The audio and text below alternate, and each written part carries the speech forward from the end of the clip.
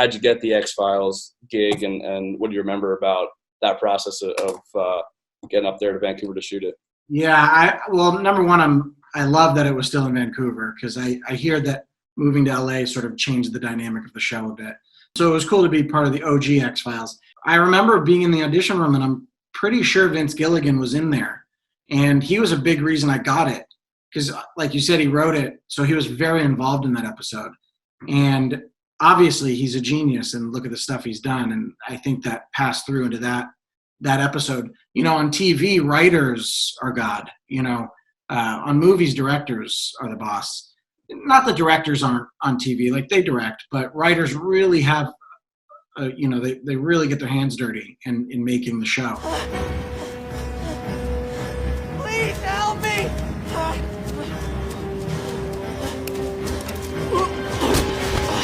The scene where Mulder chases me down and stabs me in the woods, that scene was filmed 2 weeks before my episode was filming. So I flew up to Vancouver, filmed that scene, and then I had 2 weeks off.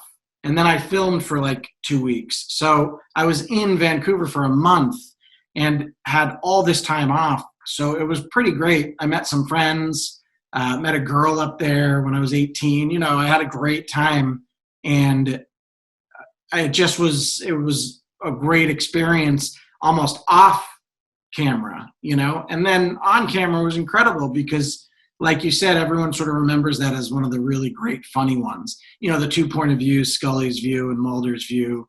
And also Luke Wilson was in it, looking dashing from Scully's point of view and buck teeth from Mulder's point of view. And this was fun. It was funny and fun, and I loved it. I'm Lucius Hartwell.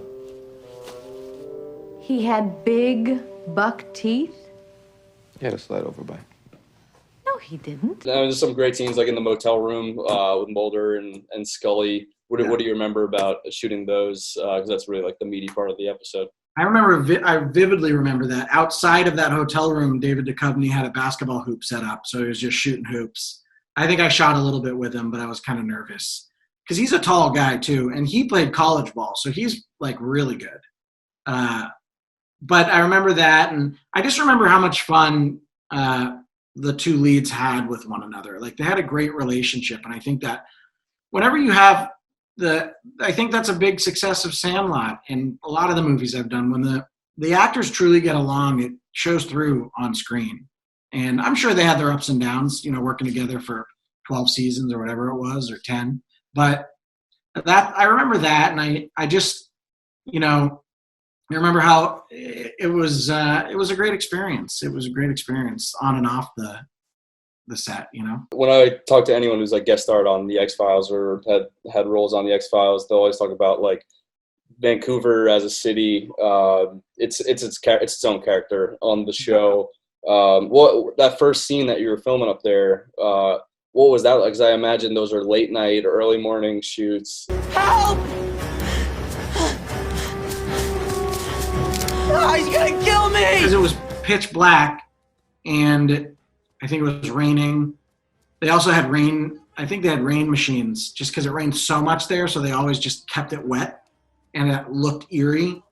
And it was cold, and I just literally my first day, I get there, and I just have to run through the woods while David Duchovny chases me down and jumps on me and stabs me. So it was great. I mean, it was the perfect entrance into X-Files. Come on, you can't get better than that. Were you a fan of the show before that, or aware of it? Absolutely, yeah. I don't know that I was an every episode watcher, but of course. I mean, how could you not be? The beginning of 5 had 27 million viewers on that premiere episode. So that's like more than the NBA Finals with LeBron.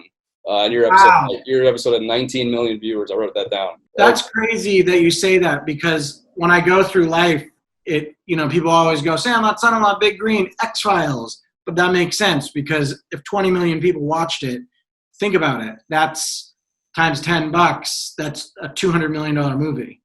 Yeah. I mean, it's been streaming for forever too. So it's like, yeah, that's nuts. But I wonder what that was like the moment I did it. I only say that because it probably was like, oh man, you're in Sandlot and I just saw your X-Files episode. You know what I mean? So it wasn't like X-Files, but I can't be sure because you're right. I mean, 20 million, 19 million people, that's a lot of people. I hope in like revisiting stuff on the X-Files that, you know, people realize how big that show was in the 90s. Like you could argue that was the show of the 90s. Sure. You know, whether it's based on ratings or just buzz, or like it, you know, created the first internet fandom, really. I mean, what is kind of the legacy of that? Like have you been to any of those X-Files conventions or anything like that, or Comic-Cons where I've gone to a few conventions, and it's really cool because there's these guys with the X-Files posters, and they have like hundreds of signatures on them. So, and I get real scared signing them because you don't want to be the guy that messes up their X-Files posters. Although I've seen a few like blotches, and they're like, oh, that was blah, blah, blah. And, you know, I feel bad. But those are cool. I haven't gone to an X-Files convention. I guess I should. That'd be fun. There you go. Was there a moment during all the Breaking Bad mania where it kind of clicked in your head that like, oh, that's Vince Gilligan? Like, holy crap. Yeah, well, I had always remembered Vince Gilligan and knew that he was a huge part of it. So I think, I mean, he went on to do other things too, but yeah, I think so. When Breaking Bad came out, I was like, oh, nice, I should get on Breaking Bad. But, you know, unfortunately, I lost his number. Or maybe he just never gave it to me.